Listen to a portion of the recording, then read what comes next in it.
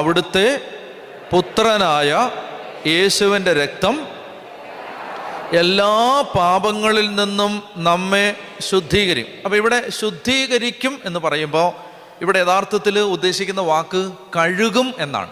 കഴുകും, ക്ലെൻസ് ചെയ്യും എന്നാണ്. ക്ലെൻസിങ് രണ്ടാമത്തേത് അതാണ്.